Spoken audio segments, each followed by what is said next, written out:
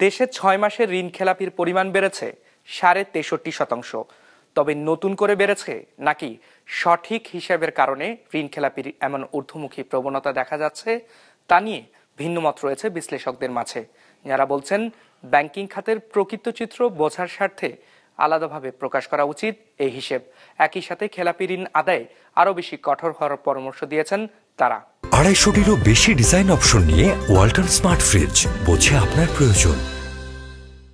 কেন্দ্রীয় ব্যাংকের হালনাগাদ তথ্য অনুযায়ী গেল বছরের ডিসেম্বর শেষে দেশে খেলাপি ঋণের পরিমাণ দাঁড়িয়েছে প্রায় ৩.৫ লাখ কোটি টাকা। ২০২৪-এর সেপ্টেম্বরে যা ৩ লাখ কোটির নিচে ছিল। ৩ মাসের ব্যবধানে খেলাপির পরিমাণ বেড়েছে প্রায় ৬১,০০০ কোটি টাকা, আর ৬ মাসে বেড়েছে ১,৩৪,০০০ কোটি টাকা।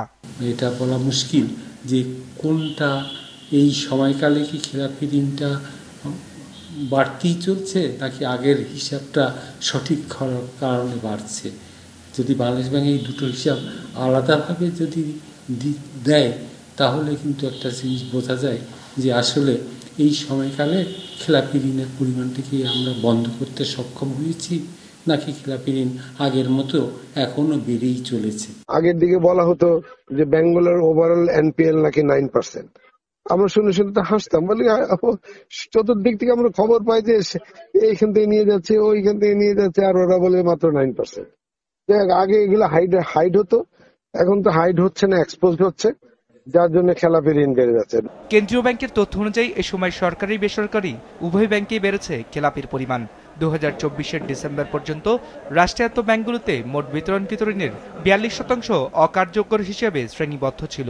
সেপ্টেম্বরে যা ছিল ৪০%-এর সামান্য বেশি, আর বেসরকারি ব্যাংকে অকার্যকর ঋণ ছিল মোট ঋণের ১৫%। সরকারি ব্যাংকের যে খেলাপি ঋণের ধারা, এটা কিন্তু নতুন ঘটনা নয়, এটা কিন্তু আমরা ঐতিহ্যগতভাবে এটা খেলাপি ঋণ হিসাবে এসছে।